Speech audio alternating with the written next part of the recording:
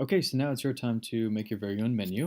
In this video, we're going to walk you through just the few requirements that we have for this course.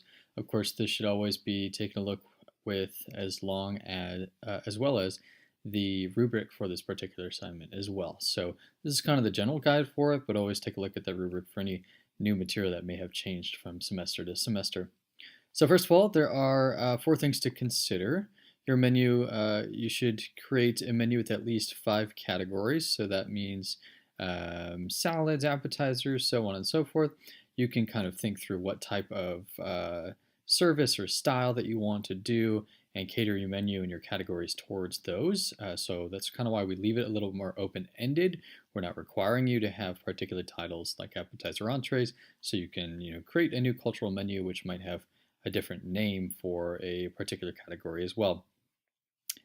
Then after, you want to make sure you have 10 menu items, so at least 2 for each category, we'll say, and of course you can add more to those as well. You should use Design or Word Processor. I would recommend, there's a free service online called Canva, canva.com. They have free templates available which make it nice and easy if you're not much of a design person, and you can just go ahead and add your text in because you're primarily going to be graded on that text, not so much on the design portion of this activity. Then you also want to consider the lessons that were learned in the previous video, which is the planning the menu video.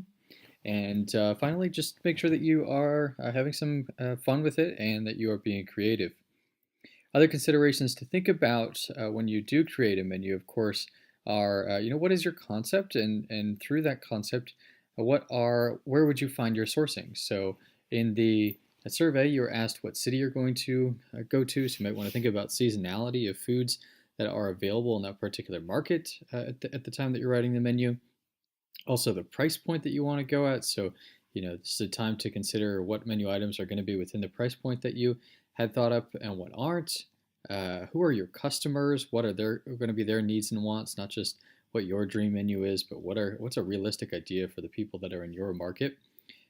Color, texture, taste, variety. These are all things, of course, of the dishes that you want to make sure that you have some variety within the actual dish itself, but then throughout the menus that you have items which are of different color, texture, taste, and of course of price as well. You want to have some items which are loss leaders and those which are the cows, the money makers for your restaurant as well.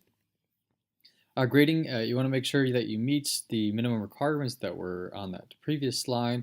The creativity and the creation of your menu will also be a small portion of your grade.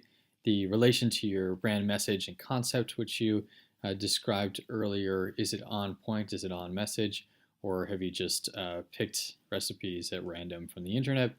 And then finally, did you display the knowledge of the concepts learned in the previous exercises to date in class? Now, there's going to be some material, if you want to look ahead before you complete this exercise, that'll be beneficial as well to creating a menu. But at some point, we have to cut it off, so you are just as well to get started now on that particular menu.